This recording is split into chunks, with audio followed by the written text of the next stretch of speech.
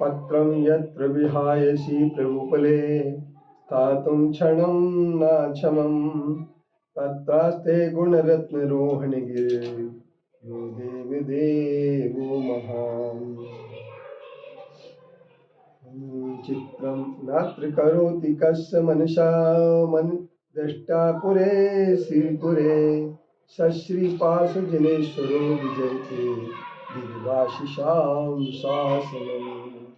पत्र टिके न जहाँ अधर में गुण रत्नों का गिरिवर हो। कितना विस्मय किसे नहीं हो, जरा देख लो शिरपुर को। देवों के भी देव पार्षु जिन अंतरिक्ष में शांत रहे। युगों युगों तक दिगंबरों का जिन शासन जयवंत रहे, जिन शासन जयवंत रहे। अंतःकरण में जब एक बार ही व्यक्ति परावलंबी बन जाता है तो वह किसी न किसी के पीछे चलने लगता है और वह पीछे जाने के कारण से वह कभी सफलता को हासिल नहीं कर पाता है। परम पूज्य गुरुदेव कहते हैं, जिसके पैर में मोच हो और जिसका पिछलग्गू सोच हो, वह कभी सफलता को प्राप्त नहीं करता है। छोटे सोच वाला, पैर में मोच वाला कभी सफलता को हासिल नहीं करता है। अब हमें देखना यह है कि जिनके अंदर परावलंबन हो जाता है उनकी गति कितनी अधोगति होती है। परावलंबी जीव जीते हुए भी मरे हुए के समान होते हैं, लेकिन फिर भी पराधीन सपनों सुख नाही, कर विचार अपने मन माही।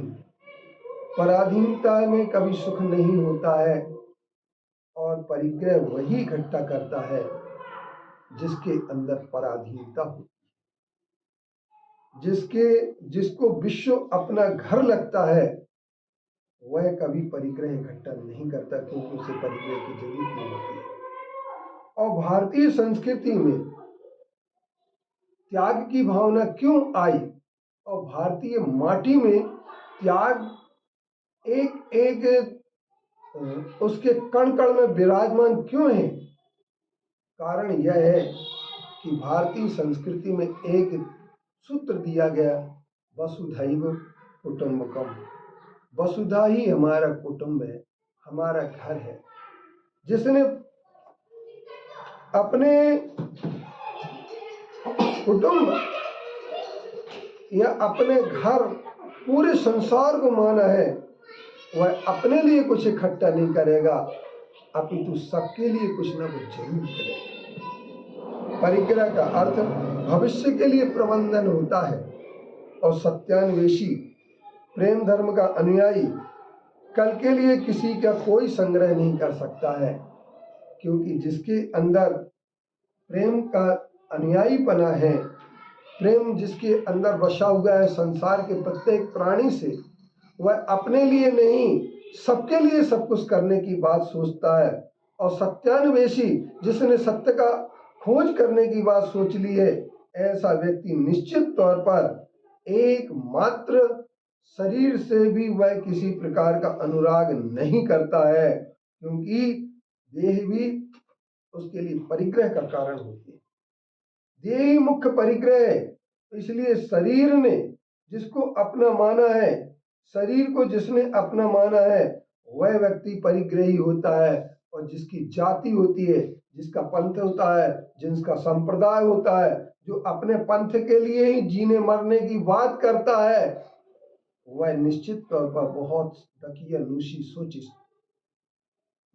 सोच में छोटापन लाता है, उसकी सोच में छोटापन होता है। और जिसके छोटे सोच वाला और पैर में मोच वाला कभी आगे नहीं बढ़ सकता है। लेकिन विडंबना विचारणीयता यही है कि जो साधु बनने के बाद भी पंथ और संप्रदाय से ऊपर नहीं उठ पाते हैं, जो अपनी कट्टरवादिता को नहीं छोड़ पाते हैं, अहिंसा धर्म का पालन करने के लिए निकलने वाले व्यक्ति अपना घर छोड़ तो सकते हैं, परंतु पंथ के लिए अगर हिंसा करते हैं, पंथ के लिए हिंसा की बात सोचते हैं, तो निश्चित तौर पर उनकी आसक्ति परिग्रह की ओर ही होती है और पंथ भी परिग्रह बन जाता है और वो अपना तेरा मेरा करते करते जीवन पूरा गुजार देते हैं, परंतु आत्मा के हित की बात कभी नहीं कर पाते हैं। अगर आत्मा के हित की बात करना है, अगर आत्मा के हित की बात सोचना है, तो आपको यह बात करना पड़ेगा कि आवश्यकता से अधिक वस्तुओं को रखना